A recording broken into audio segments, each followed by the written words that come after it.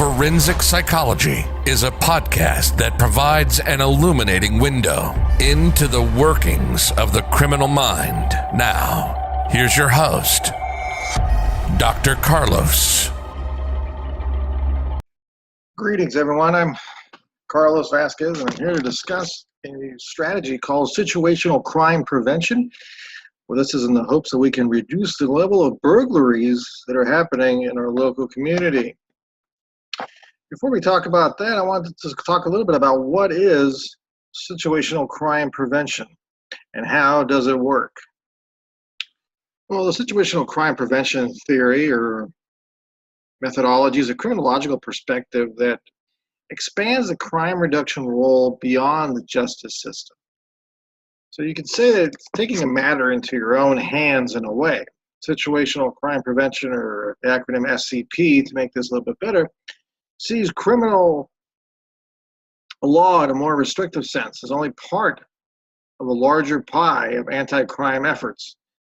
It calls for analyzing specific crime types, such as, in this case, burglaries or even car thefts, but for here today we'll talk about burglaries, and to uncover the situational factors that facilitate these crimes.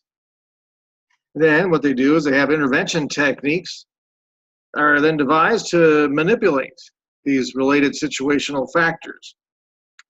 Of course, this is all in theory.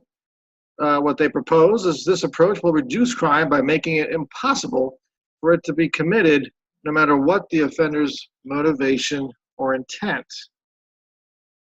Deterring the offender from committing the offense, or by reducing cues that increase a person's motivation to commit a crime. So it's divided up into three different categories, and we're going to look at it a little bit more in depth in a little bit, where they actually have 5 general strategies that are then subdivided into 25 intervention or prevention techniques. And we're going to choose 5 out of those 25 out of 2 general strategies. But first, let's discuss the problem. The problem that we're going to be discussing is burglaries in Newport Beach. As you can see here by a hood line, it's increased by almost 20% in the past year, and within the last week has increased almost 10%.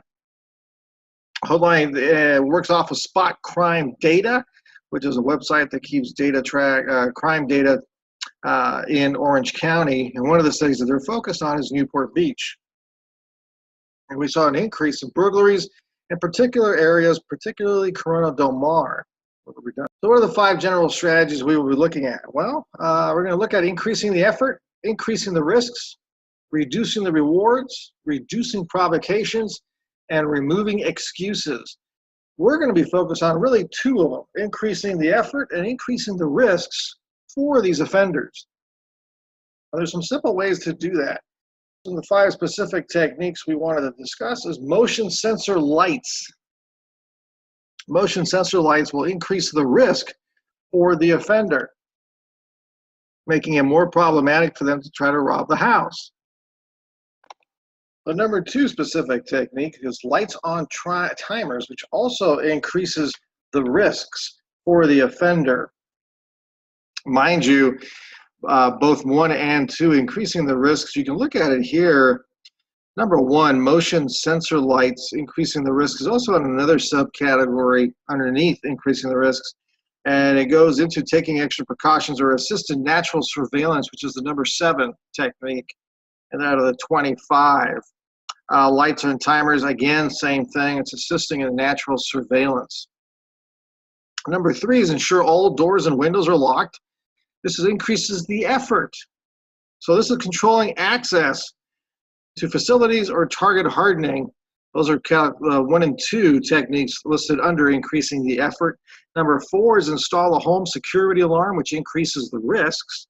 Again, assisting in not natural surveillance, my fault. It's actually in the category of strengthened formal surveillance. So burglar alarms are listed under number 10 of the 5 of the techniques recommended. Situational crime prevention. Number 5 is more active in community watch programs. This is increasing the risk again, and it's sort of a utilize place managers. Number 9 in the situational crime prevention techniques are the 25, It's really to reward vigilance, to increase the vigilance of the area and assist in natural surveillance. It's a cross between number 7 and number 9 for situational crime prevention techniques.